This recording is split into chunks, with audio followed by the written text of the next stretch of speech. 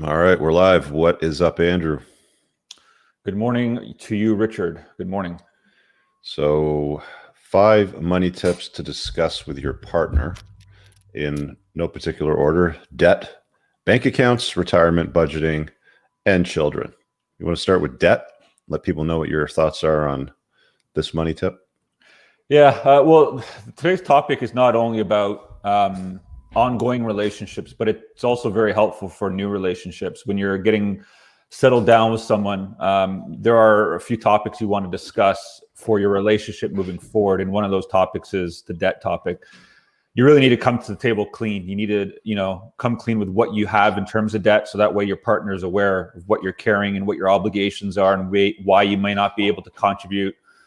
Good morning to you, Jet, in Winnipeg, and where you're able to contribute towards the household expenditures. So you need to come clean about your debt. You both need to sit down at the table and talk about what debts you have, and what your payments towards those debts are, what the length of payment is going to be. So if you're talking a car payment, generally speaking, 5 years, you just want to say, okay, I've got 4 more years left at this payment of $450 per month, and you basically need to come clean and disclose to each other what your debts look like. So that's the first one. And that's, like I said, for new relationships moving forward where things are getting serious. And it's also a good idea to talk about that in an actual long-term relationship. What's your recommendation on when you should have that conversation about debt? That's a touchy subject. Do you do that when she says to you, hey, Andrew, where do we stand? What are we? Then you kind of like incorporate this into it then, or do you deal with it at another stage? Like, what's your view on that?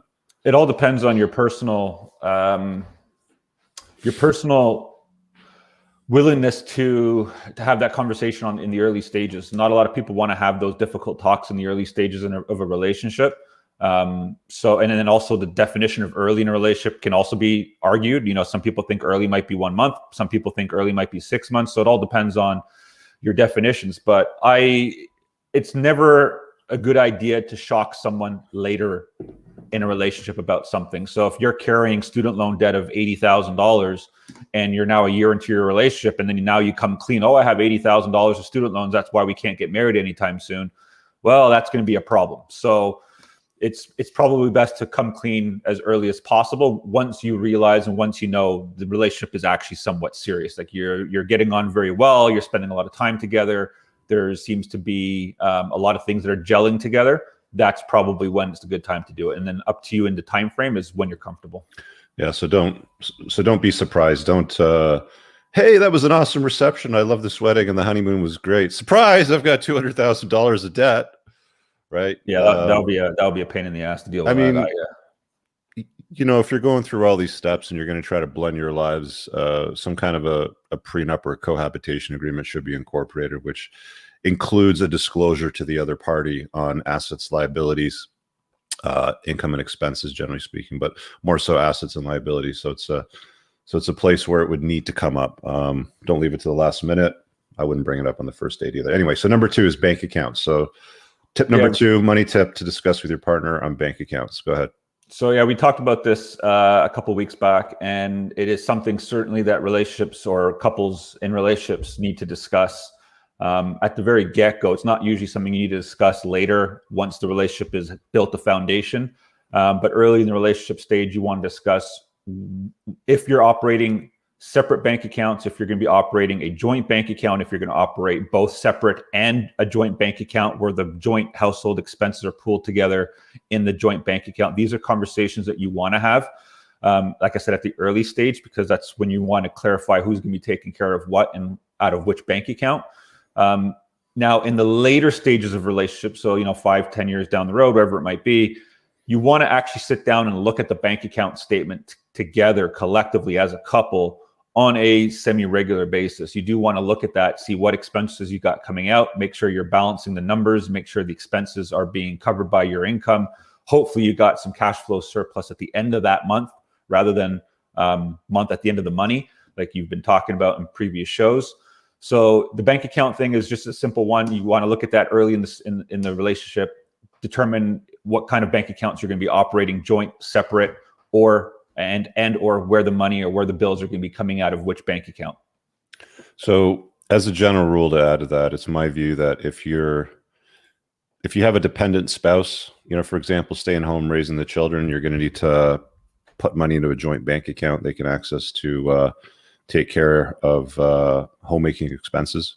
If you're with a spouse that stands on their own 2 feet and has their own income, it's my view that you keep separate accounts. But let's go on to number 3 on retirement. So top 5 money tip, number 3 on retirement. Now, this can be extremely important depending on the phase and stage of your life.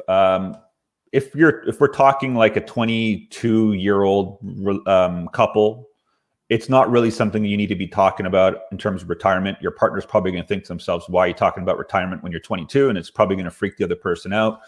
So it's not the type of conversation you want to have earlier in life, but this is a conversation you certainly need to be having in your 40s, 50s, 60s, maybe even in your early to mid 30s with your partner about where you're looking in terms of retirement, what type of time frame you're looking at. If you're looking to retire early, some trades, some people have professions where they can work to 20 years straight. So if you start work at 25, you can essentially retire at 45 with full benefits. So you want to have these conversations as to how long you're intending to work for and how much money you plan to be putting aside for your retirement fund. Because realistically speaking, you don't want to be relying 100% exclusively on the pension incomes you receive from the Canadian government. So here in Canada, you get your old age security at the age of 65, and you get your Canada pension plan at the age of 65 as well. You can cash the Canada pension plan earlier if you wish, but it reduces the amount you receive thereafter. But you don't want to rely exclusively on that. You want to be building a nest egg, which is your retirement fund. And that's why you need to sit down and talk about when you plan to retire, what that might look like in terms of what retirement income you're going to have, and how much money you need to put aside for that. Just as an aside, how many people, because you see the financial capacity assessments when people enroll into the debt settlement program, how many people typically have retirement savings that you come across? Not many. Like as a percentage wise, like we talking like 5%, 10%? Well, I will say disclosed investments, as in they're telling us about them, I'd say 5, maybe 10% max. Yeah, I'm always surprised by that. Yeah, I'm sure there are some people that just don't disclose the fact that they got whatever, $50, $100, $200,000 pension plan with their employer because they've been there for 20 plus years. But either way, on disclosure, what they're actually telling us about, it's probably 5 to 10% max. Yeah, and if you're younger, if you're in your 20s or 30s, I wouldn't put too much emphasis on discussing and imposing your retirement beliefs on a partner because, relationships aren't particularly permanent, these days. Women seem to come and go, in men's lives. But you should definitely be taking care of yourself, putting yourself first and making sure you've got your retirement planning out of the way. Not contributing to a retirement savings plan like a RRSP, registered retirement savings plan, in my view, is dumb. You have the opportunity to lower your taxable income burden on an annual basis significantly. It can be upwards of $25,000, $26,000 a year, depending on what the number looks like and what your income is. And you've also got opportunities to put money in a tax-free savings account. So to pass on that and to not, like, you should be saving money first, right? Like you should be paying yourself first and, putting aside investment money and not ignoring the fact that it's an important component because you don't know. If you're 20 or 30, you don't know what it's going to look like when you're 65 or 70, what the government's going to offer you, if you're even going to have any offering. And if there's even fiat currency at that time, we might completely move, to blockchain based type of currency. So, take control of your own retirement. Don't rely on anybody else but yourself. If you are married, for example, there's tax advantages to contributing to a spousal RRSP if you have a dependent spouse taking care of the household and the children. So that's something else to consider. But we're just kind of like, spending as much as little amount of time on these as possible because you could really spend hours on each one of these. So let's move on to number 4 on money tips to discuss with your partner is now budgeting. So what's that one for you? Yeah, this one is extremely important. We've talked about this many times. Yeah, last week we did the financial capacity yeah, assessment. That's and something that you guys should go see if you haven't seen it. Yeah, and we've talked about how important budgeting is on a regular basis. You really need to get to the bottom of your budgeting, and you need to sit down with your spouse. You need to go over the numbers. You need to know the numbers. You need to understand the numbers. You need to see where you can better the numbers. And therefore, budgeting is extremely important at the early phase, mid phase, late phase. It doesn't make a difference where you are in your relationship. You need to get to the bottom of your budgeting, especially when you're cohabiting together. It's also important if you're living separately. So if you and your girlfriend or boyfriend are living in different residences, you still need to understand what that might look like, because you might be spending a lot of time together. But certainly when you're cohabiting together, you need to know what it looks like, and you need to look at the budget on a regular basis. And that means you look at your bank statement, you look at what money's coming out and for what expense. You also look at your credit card statements to see what purchases you're making on the credit card. And if you're able to pay it off, you should be paying that off. So the budgeting thing is probably, in my opinion, is the most important of these 5 points that we're discussing today. You really need to understand what that budget looks like, because if you don't understand your budget, you're not going to get to the bottom of what your issues may be, and you're not going to be able to build for your futures together. You're not going to be able to build for your retirement. You're not going to be able to eliminate your debt. You're not going to be able to, do any of the things that are necessary for your relationship if you just don't know what your budget looks like. And unfortunately, most of our clients, they don't know what their budget looks like. We have to show them what their budget looks like to them when they're writing down the numbers, and we're showing them the numbers and how, they can't continue to expend X dollars on that expense, and how their total expenditures on a monthly basis exceed their incomes for the monthly basis. So it's a very difficult subject, but it's something that's extremely important. It's probably the most important one on today's list. Yeah, and it's a bridge that you're going to cross again when you start blending your lives and living together. Aside from that, if you're just dating somebody, you're living in your own house, they live in their place, I wouldn't make a mountain out of a molehill with this, because you don't even know if you're going to know this person on a long-term basis. And what's the point in complicating your life unnecessarily? Number 5, children. Money tips to discuss with your partner. Yeah, so this is basically 2 different pronged approach. The first one is, at the early stage of a relationship, are you planning on children? Are you looking to settle down? Are you looking to build a family? And are you looking to have children together? So that is something you need to discuss, obviously, with your partner, ideally, rather than accidentally have children. I know accidental pregnancies occur, but ideally, most couples want to plan, want to know that's what they're looking to do moving forward. They're looking to add to the family or build a family together. So you need to sit down and talk about that as a plan, and how that might affect your budgeting, because obviously children affect your budget, which everything ties in with each other in today's show.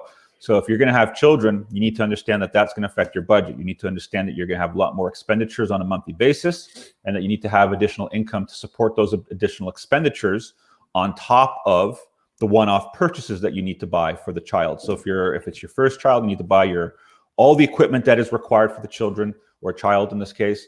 And that's not a monthly expense, it's one-off expenses. So your crib, your stroller, all the things that you require. I'm not going to list them all off. There's obviously quite a few of them, bottles, everything. So you need to make those one-off purchases. And then as time progresses, you got the monthly expenses, diapers, formula, baby food, all the stuff that comes with it.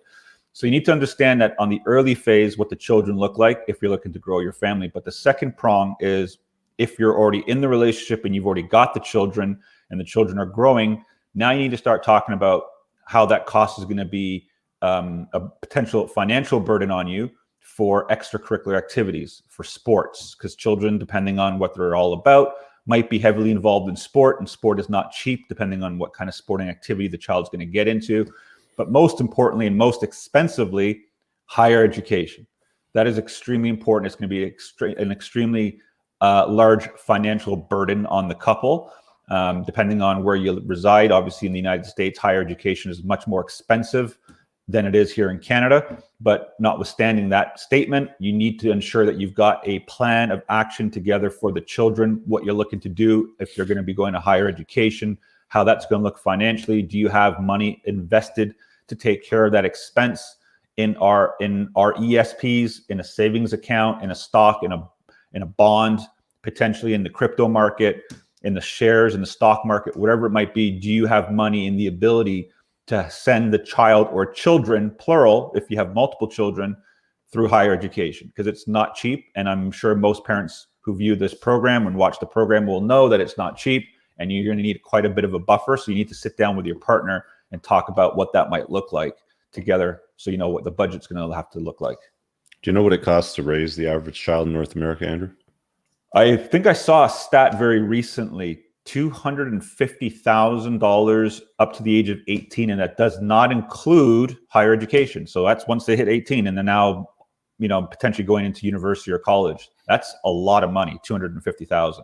$250,000. Yeah. So think about that before you go having kids. And is that U.S. or Canadian? Because I'm pretty sure that's in average US. in North America. There's the RESP, which you meant, which you kind of breezed over, that I want to talk about a little bit, because if you've got kids, and I'm not huge on the school system here, to be honest with you, because it creates all kinds of layered problems. But the RSP program is a good one to raise some money for post-secondary education. You can decide where to deploy that when the time's right and what the limits are then. But basically, the government matches what you contribute. So if you're putting in $2,500 a year, they match it. The contribution limit's $50,000 for the life of the child. That'll pay for some schooling. I don't know what school would cut. I mean, if you have a 2-year-old today and you start now, you don't know what the schooling costs will be when they get older. But it's certainly something that you want to participate in. So don't overlook, the importance of having the conversation around budgeting for kids. Kids are not cheap.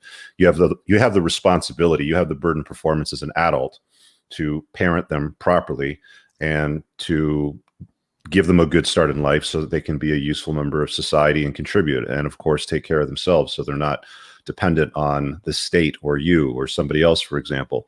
One of the most important skills you need to teach children today is how to stand on their own 2 feet, because a lot of young boys and girls out there today, they've been bubble wrapped, they've been helicopter parents, they've been handed out participation trophies their entire life just for showing up. And for the most part, they're not very useful to the world or themselves. So don't discount that one at all. Let's start to wrap up. Give people the lowdown on the ticker below. All right. So everyone who's looking at the screen right now, you can see that we invite you to go to our website at www.totaldebtfreedom.ca to review the site, to have a look at what we have to offer, and to book a consultation. You want to fill out the form with your name, I think it's your contact number and an email address. Also schedule in a call around your schedule and our schedule. Because if you are just booking the call and you haven't penciled in or scheduled in a consultation time, we might go back and forth, telephone tag back and forth a few times, and therefore it makes things complicated. So schedule in your call, book that free consult. It's about 15 to 25 minutes for the first one. We can determine if you are a good fit for our program. If you are not, we will refer you out to a different program that might be better suited for your personal situation. We can see what we can do about getting you out of debt. You have to have $15,000 of debt here in Canada. You can be expat, meaning you live outside of Canada, but the debt has to be with Canadian creditors, and that has to be unsecured debt, meaning no collateral was pledged to the debt. So no mortgages, no car loans, no trailer loans, no boat loans, nothing like that. It has to be unsecured credit cards, loans, lines of credit, overdrafts, and payday advances. All right, it's pretty straightforward. I mean, you were breaking up in your I don't know if your bandwidth's going sideways, but just to recap, because some of that I didn't even hear myself. If what you're doing isn't working and you have more than $15,000 worth of credit card debt, go to the website, fill out the form, schedule in a call, get your free consult, and you'll get some guidance on some next steps. Doesn't matter how old you are, where you live, as long as it's Canadian debt. So take a look at that. And we'll see you guys next Saturday, 9 a.m. Eastern Standard Time for the next show.